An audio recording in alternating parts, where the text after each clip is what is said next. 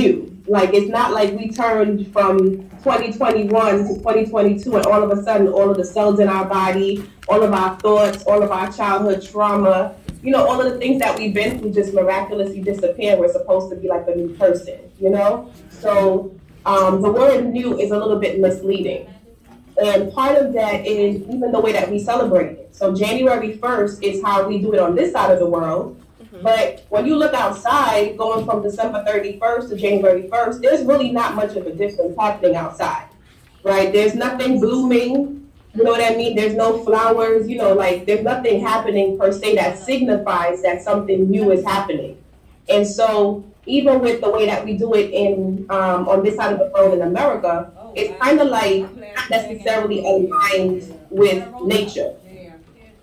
Most cultures celebrate who knows when they celebrate? When do they normally celebrate the New Year? Most cultures. The Eve. What she said, when do they celebrate it? New Yeah. Year's And Eve. they normally celebrate. Most people. Yeah, starting off.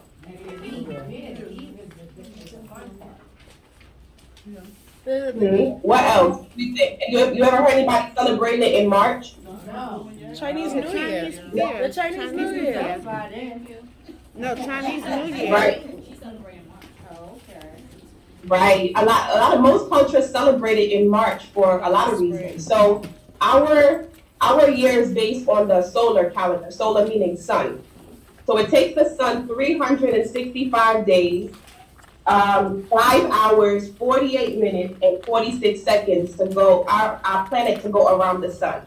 And so that's why our calendar is based on the solar, like a solar calendar. And that really wasn't necessarily a natural thing. And that's why, because it's not necessarily 365 days exactly, you still have those 5 hours and 48 minutes. That's why we have leap years. So that's why every 4 years, you have like an extra day to account for those extra 5 hours that we don't account for in the regular year. So that was kind of like them trying to fix a mistake. But most cultures will celebrate the new year when something actually is changing that represents some kind of newness. So for example, some cultures do it during the equinox. Does anybody know what the equinox is? No. Equinox? Yes. Not right now. What is it? So the spring and fall is when the equinox usually happens, right? And so the equinox is the only 2 days of the year where we have the same amount of sunlight as we do nighttime. Those are the only 2 times in the year when it's like an even amount of daylight, even amount of nighttime. So some cultures choose to celebrate it then in the spring or in the fall. And then other cultures celebrate it in the winter and the summer solstice. You guys know what the solstices are? Anybody? When is the summer solstice? Oh, now you took me.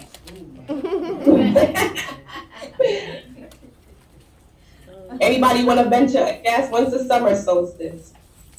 When does summer pop off? June 21st. Right, exactly. When does winter pop off?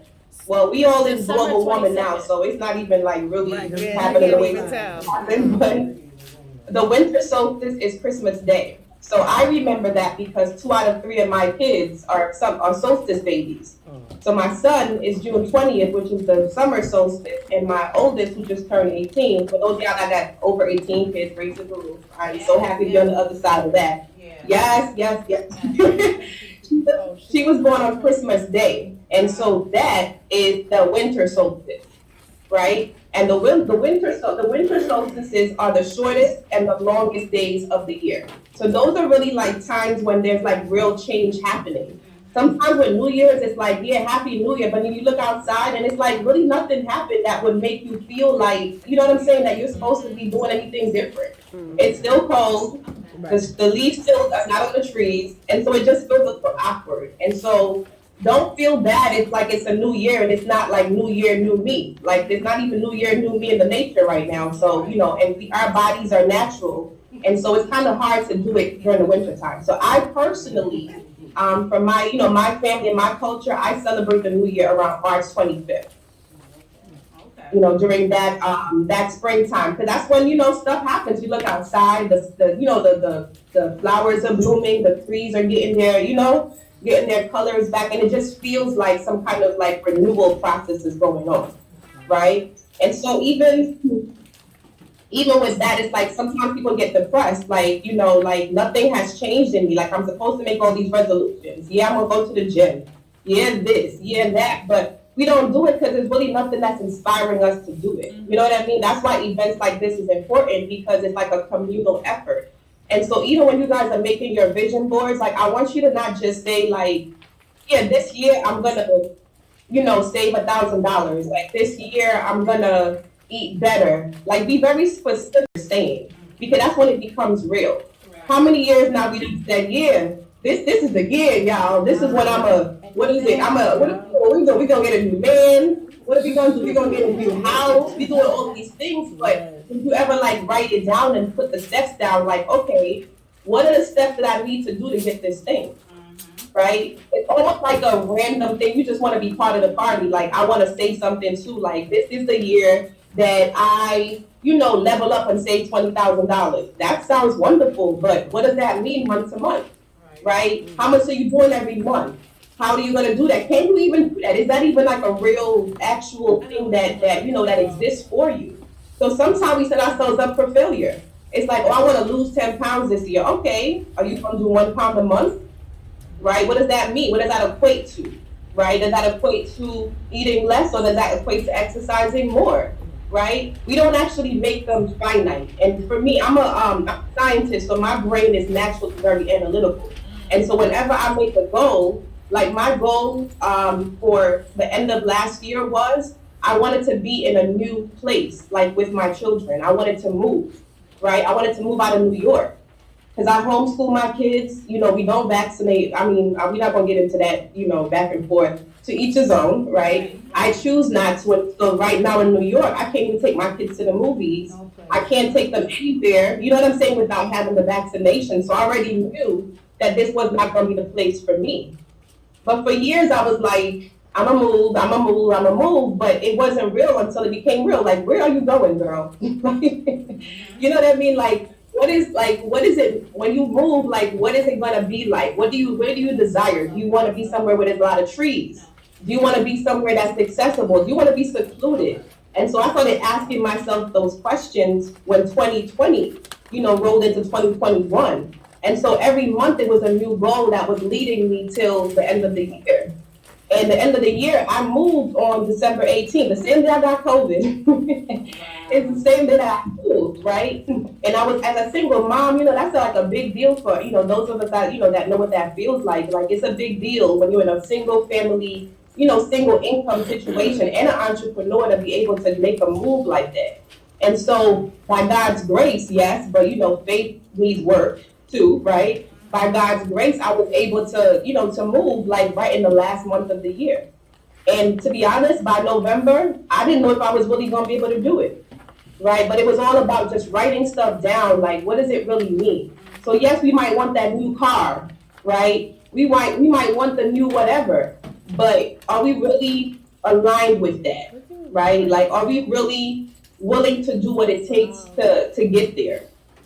So the pictures are wonderful. You put them on your wall, but I really, even if it's not on your vision board, write it down somewhere. I want a new car, great. This is the car I want. This is the color. This is how much it costs. This is how much the car payments are. This is how much the car insurance is.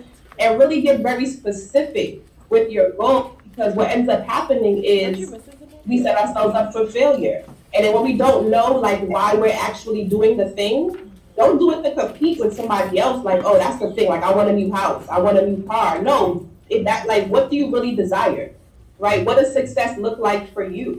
It might be you want to stay where you're at. I was in Queensbridge Projects for almost 20 years, right? And it don't work for me at the time. Why? Came out of foster care, and when you come out of foster care, you technically homeless, so it's easy to kind of get in somewhere. And I got into housing, and I was there for 20 years. 17 years. During that time, I said, no, I will not be one of those people that come and stay, because it's easy to stay. They make it so easy to stay here. You get kind of like babies, right? You're like, oh, the rent can't be but so much, and you can finagle this and finagle that, and they make it so easy to stay in that mentality. But I didn't want to stay here. right? And so my goal was get everything I could out of the experience and use it to propel me forward. And so grateful to housing because without it, I wouldn't be able to be, a scientist now. I got my, both of my degrees while I was in housing, right? I started all three of my businesses while I was in housing. I homeschooled kids in housing, right? And I was able to use, what it offers, what it offers, you know what I'm saying, in order to get what I needed out of it. But the goal was never to stay. You know what I mean? The goal was never to stay. So you have to decide what is success for you this year, right? Like, what does that mean for you? Last year was some shit. Use my French now, but I don't know nowhere else to say it. Last year and the year before that was some shit. And there's nobody in this room that haven't dealt with, heard of, been through, got over some shit in the last 2 years. And if you didn't, then you was under a rock. And even if you was under that rock, you still went through some shit, right? So what was the purpose? So many people did not even get to the point where we are right now on January 2nd, 2022. Some people started out 2021 thinking they was gonna make it here and they did not, right? So what does it mean that you're still here, right? Like what is like, it's time to get serious about, like our goals, because if 2019 to 2021 taught us anything, it was that anything can happen at any time to anybody. That's what I learned. Nobody's safe. Nobody is safe, right? But it also taught like the importance of looking within, because spending all that time with yourself, you either went crazy, lost your mind, killed the person you was in the house with, or you decided, you know what, it's time to make some changes, right? Like nobody came out of this unscathed. And so 2022, I don't know how many of you are very spiritual. Wait, say that again? What you said? You broke up. You broke up. Oh. You came back. Oh, I'm sorry, y'all. I'm sorry. You came back. You good now. I hate technology. I really do. I like in-person, like, energy, but, I did not want that phone call, like, everybody's sick now. It's your fault, Tamykah. So, this is what it is. But 2022, right, is a very special number, spiritually, right? So when you think about the number 1111, right? 1111 is the 111. It's like manifestation, right? Manifestation. So every day I have my clock set for, like my alarm set for all the 11:11 a.m. and p.m., 1:11 a.m. and p.m., and those are the times when I really focus on what I want to manifest, because that's what that number means. 1:11 and 11:11 manifestation, right? Now we have 444. 444 is all about transformation, right? Manifestation. Now we have transformation is 444 or 4444, however you look at it. And then we have 888, right? That's all about creation and destruction. It means that you cannot bring anything into your life without making room for it, right? 888. 888, yep. You see how it goes around and around? It's like infinity. It is infinity, right? It's a cycle between creation and destruction. We said we want all these new things in our lives, but did we make space for it? Right? We said we want a new man, but have we dealt with that childhood trauma or the trauma from past relationships that's only going to allow us to attract what we've been attracting, right? We said we want this or we want that, but are we really ready for it? Right? And so that's what the 888 means. You have to release in order to receive, right? And then if you look at the numbers, and I'll get a little mathematical real quick, but even like 2022, that number 2, right? It's like a factor of all of those numbers, right? 2020 was for us to survive and develop the survival skills we need to move forward, yes. But 2022 is absolutely everything to do with manifestation, right? Manifesting what you want very clearly and very specifically, and being willing to clear out your life, your mind, your body, your spirit, in order to make room for the things you want to manifest. Sometimes we want to take things with us, we want to take people with us, and to be quite honest, we know deep down that those two things don't go together, right? Just like, when you look at like the season, when the seasons change, the trees, they let them leaves go. The leaves die. They fall to the ground, turn into compost for new leaves. Sometimes you have to let things and people go. You have to. And it's a very difficult thing because there's no discrimination. It might be your mama. It might be your child. It might be your man. It might be parts of yourself that you've been holding on to that you need to let go. Right? Because you can't usher in new things without, we're a vessel. You know what I'm saying? So you can't usher in new without letting go of something. And so 2022 is the year when you're going to have to be willing to sacrifice, right? Parts of who you've been in order to become who you need to be. Right? And I'll leave you guys with, you know, like when you think about a butterfly, right? And I love this butterfly analogy because I always say, like, do caterpillars know that they're going to become butterflies? And do butterflies know that they were once caterpillars? It's the same DNA, but it's on two totally different, you know, things, but they have the same soul. Same soul, right? But they look totally different. One can't fly, the other one can. Right? We are the same with that. Right? In order for a caterpillar to turn into a butterfly, the caterpillar has to go into the cocoon, right? Which we know from, you know, like kindergarten, and I hope we learned that at some point in our life, right? So it has to go into the cocoon. When the caterpillar is in the cocoon, the caterpillar thinks it's about to die. I would imagine. It gets dark, it gets crazy, like it's suffocating, trying to fight for air.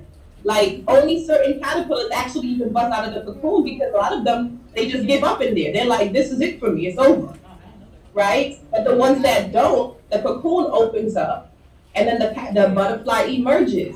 But a lot of times people don't know that the butterfly, in order to become, the caterpillar to become a butterfly. If you ever seen it happen, I did it once in camp with my Camp Wakanda kids. When they bust out of the cocoon, you see all these little pink spots all around, and you think it's blood, but it's not blood. It's actually what they call meconium, just like what when a baby is born and it has that first poop, right? The same type of meconium, right? And so what that is, what those pink things are, those are all the parts of the caterpillar that are not needed to become a butterfly. You see what I'm saying? Yeah. So it's not like every single part of the caterpillar does not become a butterfly. In order for that transformation to happen, it has to let go of pieces. And it's not pretty to look at. It looks nasty, it looks bloody, it looks kind of off and weird. And some of you may be in that space in your life right now. You could be in the cocoon. You know what I'm saying? Some of us may have busted out already. So you have to decide and figure out where you're at in your evolution, right? And what you need to get to that next level. Maybe you're already out and you're like, scared to fly because you never flown before. Right? Maybe you're already flying, wherever you're at, only you know that. Right? But it's about understanding that the evolution is going to happen whether you acknowledge it or not. And as you walk into your purpose, you'll know you're walking into your purpose. Why? Because you'll see the things that are aligning, trying to still be caterpillars when we are full-fledged butterflies. I'm a butterfly. Right? Who's a butterfly? Who's a butterfly? I did my cocoon stage. Yes, and it's not a pretty metamorphosis. It's never pretty. Healing and transformation is not cute. That's not nose pride. You know what I'm saying? That's that looking crazy without the wig on with the silly braids. Like that's that ugly, quote unquote ugly process. We all have to go through it in order to get to the other side. And some of us are just scared to do that because we scared of the unknown. But I just want to tell you that, it's going to happen regardless, right? And for me, I'm a forensic scientist, and I've been at many, many different crime scenes, right? Been around death many, many times. And something I always think about is this.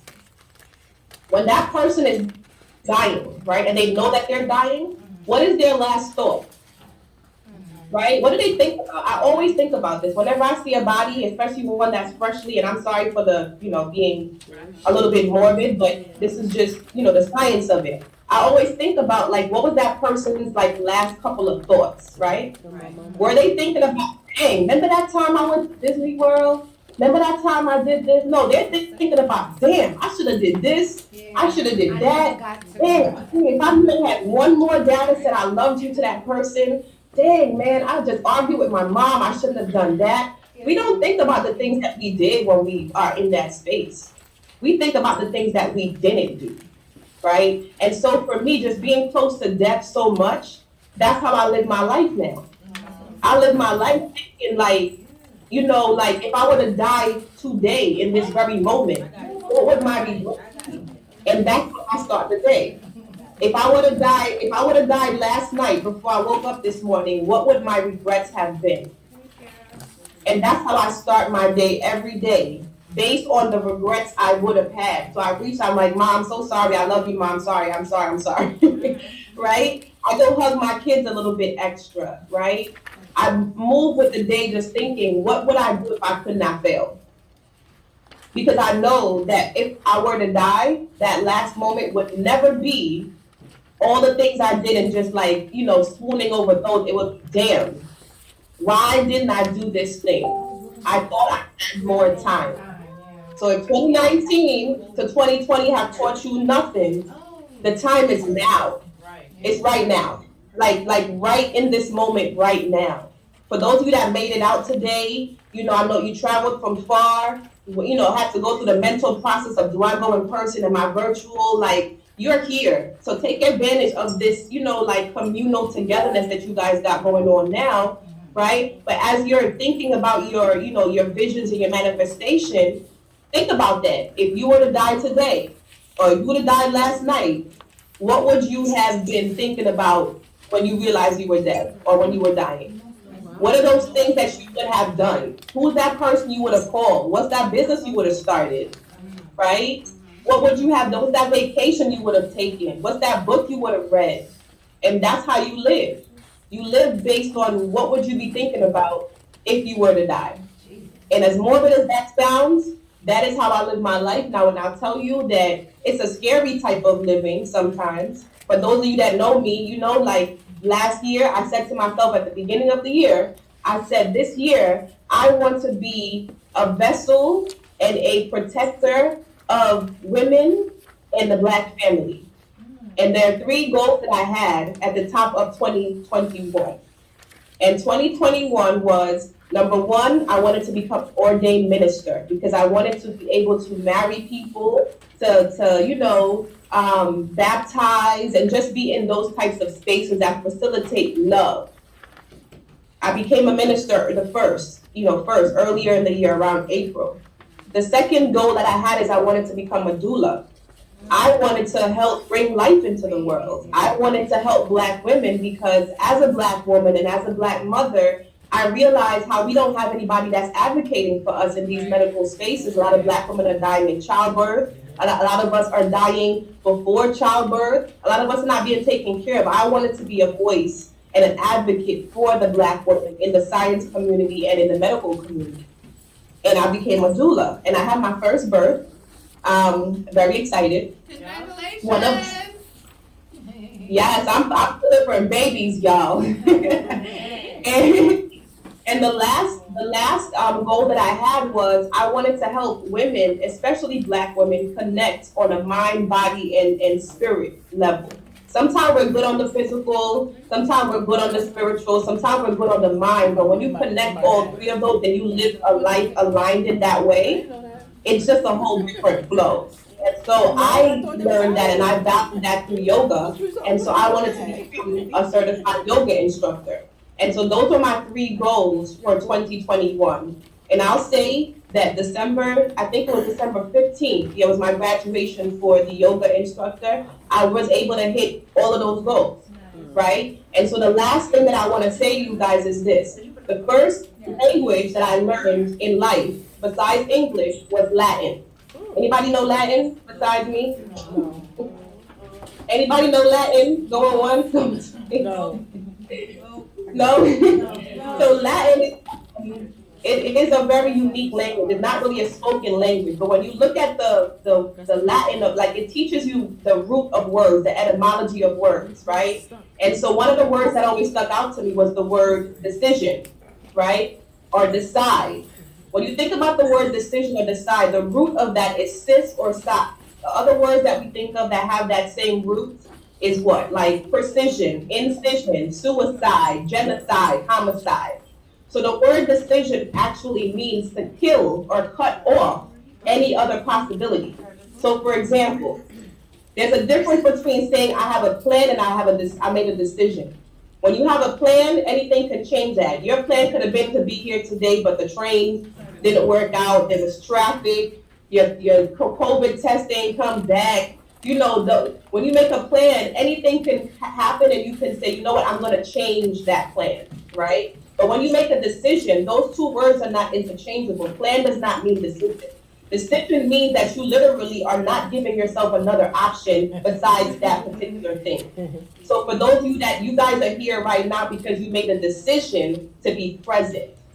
So I want you to think about like the things that you're playing around with right now.